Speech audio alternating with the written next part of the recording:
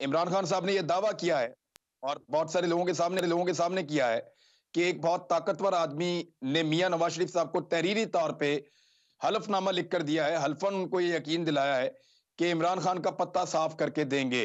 देखिए, मैं समझता हूँ कि बिल्कुल 100% दुरुस्त है ये बात। इंडिया में सेलिब्रेशन हुई है और वहां का मीडिया बड़ा खुश हो रहा था कि रिटायर अमजद शोएब साहब पकड़े गए हैं। सवाल ये पैदा होता है, मैं शोएब शाहीन साहब आपके पास लेकर आ रहा हूं सवाल।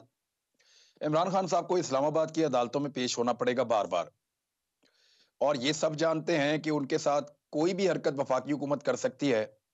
वो बाई एयर इसलिए नहीं गए इस्लामाबाद, उन्हें पता था कि एयरपोर्ट से उनको बलूचिस्तान पहुंचाने की कोशिश की जा सकती है और उनको गायब करने की वफाकी हुकूमत कोशिश करेगी।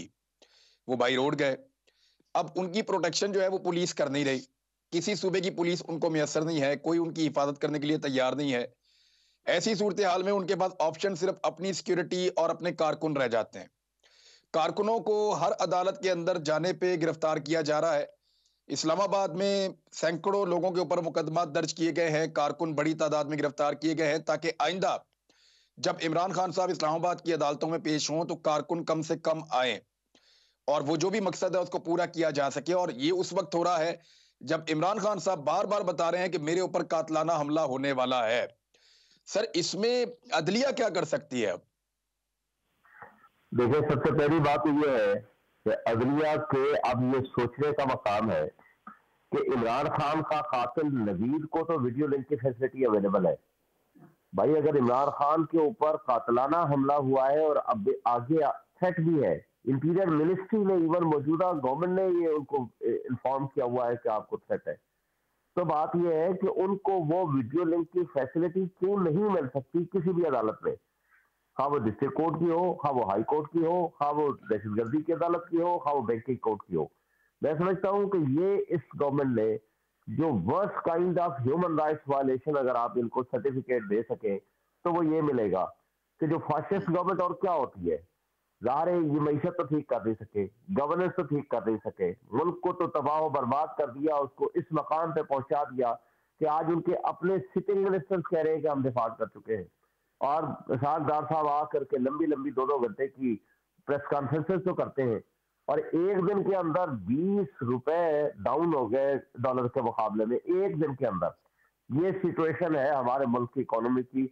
और एक्चुअली अगर आप लेने जाए तो आपको डॉलर नहीं मिलता, ब्लैक में शायद कौन लोग लेते हैं, किस तरह लेके जाते हैं, क्या होता है हमें नहीं पता।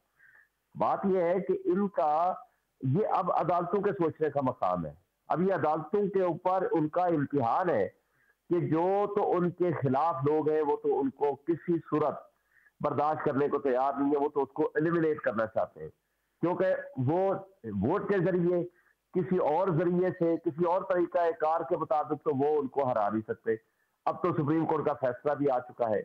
अब वल्नरेबल पोजीशन हो गई है इमरान खान साहब की, क्योंकि उनके पास सिवाय इस बात के कि इमरान खान को एलिमिनेट कर दिया जाए, मर्डर कर दिया जाए खुदा न खास्ता, तो उनकी जान छूट सकती है थ्रू एनी मीन्स, क्योंकि और कोई तरीका उनके पास नहीं बचा। उन्होंने पॉलिटिकल विक्टिमाइजेशन के दर्जनों के हिसाब से मुकदमात कर लिए। एक मुकदमे में वो जमानत कराने जाते हैं तो 4 मुकदमे उनका पीछा करते हुए पहले पहुंच जाते हैं।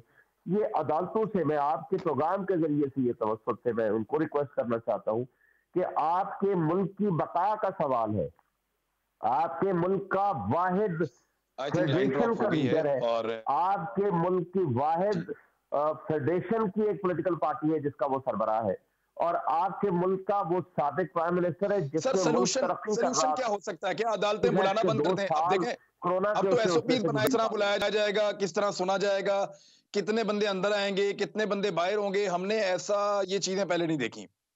ऐसा लगता है कि इस्लामाबाद के अंदर एक प्लान है कि इमरान खान को जो एलिमिनेट करने की, इमरान खान के पास खुद के बाद एक खबर है, यानी इमरान खान साहब ने यह दावा किया है और बहुत सारे लोगों के सामने किया है कि एक बहुत ताकतवर आदमी ने मियां नवाज शरीफ साहब को तहरीरी तौर पे हलफनामा लिख कर दिया है, हल्फन उनको ये यकीन दिलाया है कि इमरान खान का पत्ता साफ करके देंगे। तो इस्लामाबाद के अंदर जो कुछ हो रहा है, आपको लगता है ये उस तरफ मामला जा सकता है? बाबर इवान साहब की बात में दम है, या जो इधर उधर से चीजें आ रही हैं उनको हकीकत समझा जाए? देखिए, मैं समझता हूँ कि बिल्कुल 100% दुरुस्त है ये बात। वजह उसकी ये है कि आप देखें कि या तो ये है कि माजी करीब में पहले उसके ऊपर कुछ थ्रू अदर मीन्स अटैक करने की कोशिश हुई, वो नाकाम हुई।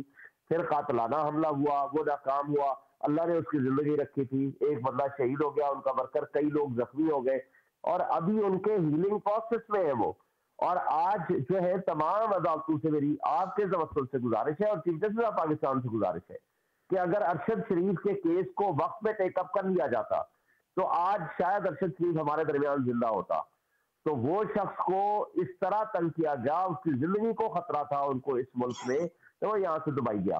फिर दुबई में रहने नहीं दिया, उसको वहां से हटवाया गया। कौन वो ताकतवर तबके और हल्के थे जिन्होंने मजबूर किया वहां की अथॉरिटीज को कि इसको आप मजबूर करेंगे ये मुल्क से बाहर चला जाए। और उनके पास बगैर वीजे के एक ही मुल्क बचा था जहां वो गया और बिलाखिर बदर हो गया। यानी वो कैसे साबित करे एक शख्स के वाकई उसकी जिंदगी को खतरा था। वो अरशद शरीफ की मिसाल आपके सामने है, उसने साबित किया कि वाकई उसकी जिंदगी को खतरा था, लेकिन लोगों ने उस वक्त उसका मजाक उड़ाया। मिनिस्टर्स ने, तमाम मिनिस्टर्स ने, मैक्सिमम लोगों ने। जिंदगी एक मैदान है और PSL 8 में हर टीम को छूना आसमान है।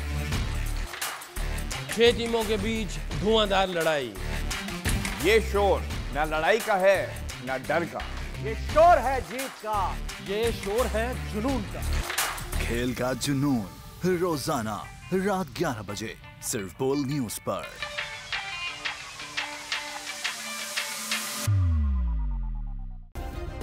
सब्सक्राइब करें और बेल दबाएं ताकि कोई खबर रह न जाए।